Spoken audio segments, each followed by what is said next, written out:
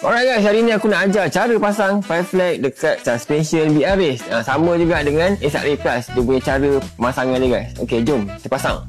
Penting dia punya skru. Dalam kotak ni dia ada dua saiz. Yang pertama adalah 10mm, yang kedua adalah 20mm guys. Yang spesialnya korang kena ada special tool guys. Special tool ni memang dah siap sekali dalam kotak guys. Okey, cara nak buka skru ni, pertama korang kena pusing skru ni lawan arah jam guys. Okey, korang dah pusing semua lah.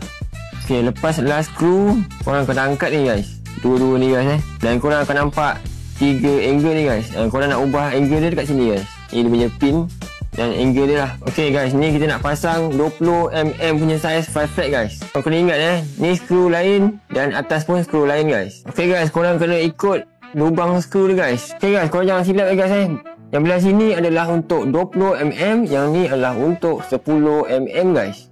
Okey, kalau korang tengok ni skru yang macam ni, korang kena masuk dekat lubang ini guys. Korang kena ketatkan pakai lengki guys. Masuk dan pusing. Guys, cara pasang dia punya atas guys. Yang ni skru ni korang kena masuk dekat lubang yang mana yang tak pasang skru ni guys. Okey, masuk sini dulu. Okey, ni kita pakai angle pertama guys. Dan ikut dia punya lubang skru.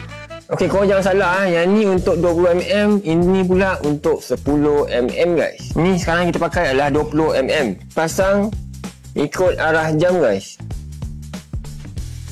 Kalau korang dah pakai 5 flag, korang dah tak payah pakai dah skru lama ni guys. Hai guys, nak cerita tentang fly angle pula guys. Alright guys, bila korang nak adjust dia punya fly angle guys, ini adalah fly angle untuk keluarkan dia punya botol guys. Ni bila korang dah buat angle macam ni, korang kena adjust juga bahagian bawah guys. Korang just pusing je bawah dia, pegang dia punya botol dan pusing ikut angle yang sepatutnya korang buat lah guys. So ni dah ikut dia punya angle guys, dan dia punya botol akan keluar guys. Alright guys, itu sajalah cara pemasangan 5 flag dekat suspension projek BRS guys. Okay, dia sama metod dengan projek SRA Plus. Kalau korang ada apa-apa soalan, korang boleh komen kat bawah. Apa yang korang rasa mungkin korang tak faham, korang boleh tanya kat dalam komen guys. See you in the next video. Bye.